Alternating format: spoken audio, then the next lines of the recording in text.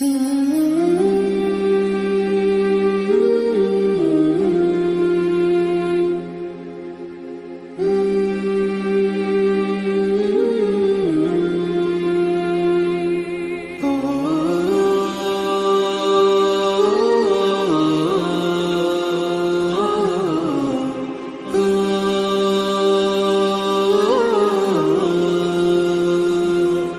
باللہ من الشیطان اللعین الرجیم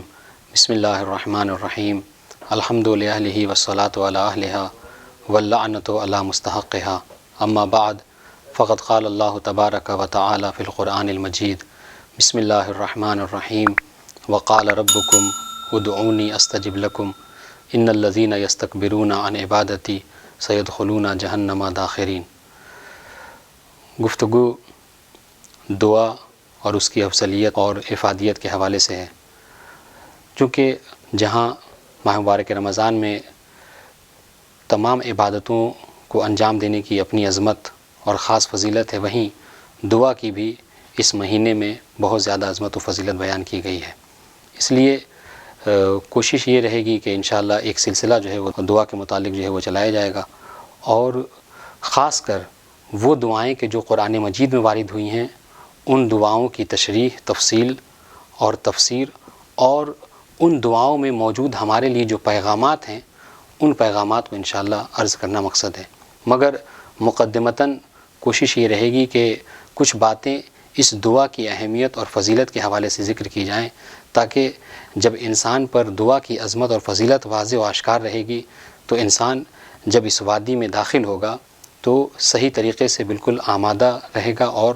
اس طریقے سے پروردگار عالم کی بارگاہ میں دعا کرے گا کہ جو واقعی دعا کرنے کا حق ہے۔ چنانچہ آپ دیکھیے کہ دعا کی اہمیت اس بات سے بھی جو ہے وہ واضح ہو جا رہی ہے کہ خود پروردگار عالم یہ ارشاد فرما رہا ہے کہ ادعونی استجب لکم۔ سورہ غافر کی آیت نمبر 60 ارشاد ہو رہا ہے کہ تم مجھ سے دعا کرو، میں تمہاری دعاؤں کو قبول کروں گا۔ اور اس کے بعد ارشاد ہوا ان الذین یستکبرون عن عبادتی، اور یاد رکھو جو لوگ میری عبادت سے روگردانی کرتے ہیں، سرتابی کرتے ہیں، سیدخلون جہنم داخرین، تو عنقریب میں ایسے لوگوں کو ذلت و رسوائی کے ساتھ جہنم میں داخل کروں گا۔ تو آپ دیکھیں اگر اس آیہ کریمہ پر غور کیا جائے تو سب سے پہلی بات جو اس آیہ کریمہ میں ہمارے لیے بیان کی گئی ہے وہ یہ کہ دعا عبادت ہے، اس لیے کہ خود آگے دعا کے لیے کیا ان الذین یستکبرون عن عبادتی کا لفظ استعمال ہوا ہے کہ جو لوگ ہماری عبادت سے روگردانی کرتے ہیں، یعنی پروردگار عالم نے دعا کو عبادت شمار کیا ہے۔ یہی وجہ ہے کہ پیغمبر اسلام اس آیہ کریمہ کے ضمن میں ارشاد فرماتے ہیں الدعاء هو العبادہ، کہ دعا ہی تو عبادت ہے۔ تو عزیزان گرامی، کہنے کا مقصد کیا ہے کہ دعا انسان کو چاہیے کہ ہر حال میں، ہر لمحے میں انسان کو چاہیے کہ پروردگار عالم کی بارگاہ میں دعا کرے۔ اب دیکھیے جو بات دعا کے حوالے سے عرض کرنا ہے کہ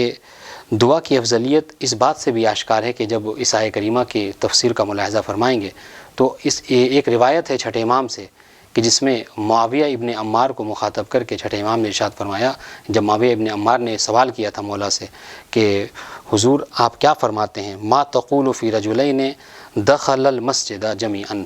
کہ ابن رسول اللہ آپ ایسے دو لوگوں کے متعلق کیا فرماتے ہیں کہ جو دونوں کے دونوں مسجد میں داخل ہوئے، کانا احدہما اکثر صلاۃ والآخر دعاء، اور دونوں داخل ہوئے ساتھ، مگر داخل ہونے کے بعد ان میں سے ایک جو ہے وہ زیادہ تر نماز پڑھنے لگا اور دوسرا جو ہے وہ دعاؤں میں مشغول ہو گیا۔ تو مولا یہ بتائیے کہ ان میں سے سب سے زیادہ ثواب کس کو ملے گا، کس کے نامہ اعمال میں ثبت کیا جائے گا؟ تو امام نے فرمایا قال اکثرہما دعاء، کہ ان دونوں میں سے جس نے دعا کی ہے پروردگار عالم اسے زیادہ اجر و ثواب دے گا۔ اس کے بعد امام نے دلیل کے طور پر اس آیہ کریمہ کو پیش کیا کہ اما تسمع قول اللہ تعالی ادعونی استجب لکم ان الذین یستکبرون عن عبادتی سیدخلون جہنم داخرین، کہ کیا تم نے پروردگار عالم کا یہ قول نہیں سنا کہ جس میں پروردگار عالم نے خود اپنے بندوں کو دعا کرنے کی دعوت دی ہے اور اس دعا کو مستجاب کرنے کا وعدہ بھی کیا ہے۔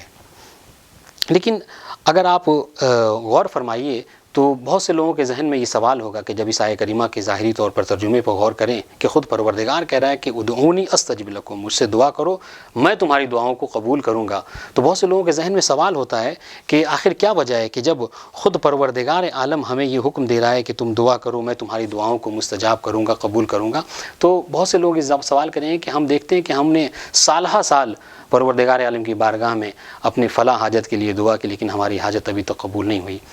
تو دعا کے مستجاب نہ ہونے کی کیا وجہ ہے؟ اس کے متعلق جو ہے وہ علماء نے کچھ باتیں نقل کی ہیں کہ کیا وجہ ہے کہ جس کی وجہ سے انسان کی دعائیں قبول نہیں ہوتی، حالانکہ پروردگار عالم نے یہ وعدہ کیا ہے کہ استجب لکم، میں تمہاری دعاؤں کو قبول کروں گا۔ تو اس کے لیے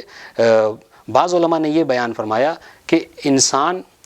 کی دعا اس لیے بھی قابل قبول نہیں ہوتی کہ چونکہ انسان اپنی دعاؤں کے متعلق جدی نہیں ہوتا، وہ متوجہ نہیں ہوتا، اس کو اہمیت نہیں دیتا۔ بعض لوگ آپ نے دیکھا ہوگا معاشرے میں کہ نماز پڑھتے ہیں اور نماز کے بعد جیسے بس لفاظی بس جو ہے وہ کیا ہے زبانی تکرار کر کے گزر جاتے ہیں، حتیٰ کہ وہ متوجہ بھی نہیں ہوتے ہیں کہ کس کی بارگاہ میں کھڑے ہیں اور اس سے کیا مانگ رہے ہیں۔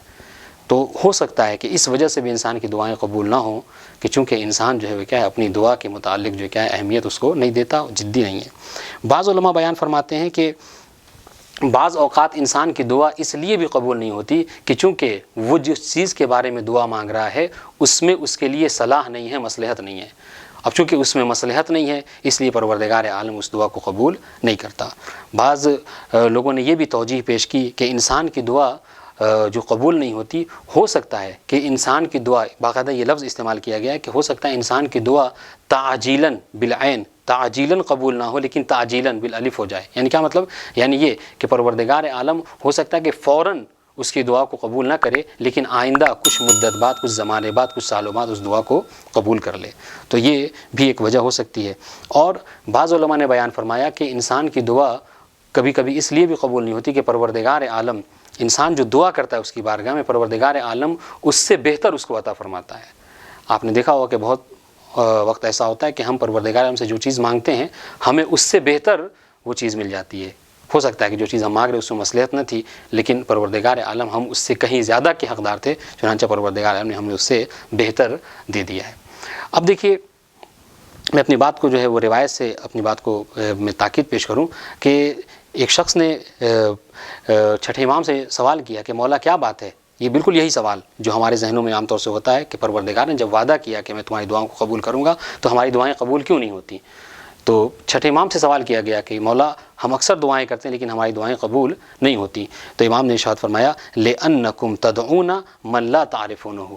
ہو سکتا ہے تمہاری دعا اس لیے بھی قبول نہ ہو کہ چونکہ تم ایسے سے دعا مانگتے ہو کہ جسے تم نہیں پہچانتے ہو۔ مطلب یہ ہوا کہ اگر ہم دعا کرتے ہیں تو ضروری ہے کہ ہم معرفت کے ساتھ دعا کریں، اور یہ معرفت اتنی اہم شے ہے کہ حتیٰ زیارت کے باب میں بھی آپ کو جو ہے وہ معرفت کے ساتھ زیارت کرنے کا ثواب، اس طریقے سے عبادت میں بھی معرفت، کیونکہ مولا کائنات نے جو بلاغہ میں فرمایا اول الدین معرفت، دین کی جو سب سے پہلی بنیاد ہے، پہلی شے ہے، پہلی سیڑھی ہے، وہ کیا ہے؟ وہ معرفت ہے۔ لہٰذا اگر ہم پروردگار عالم سے معرفت کے ساتھ دعا کریں کہ ہم کس کی بارگاہ میں اور کس سے کیا مانگ رہے ہیں تو یقیناً ہماری دعا جو ہے وہ قبول ہوگی۔ انشاءاللہ آئندہ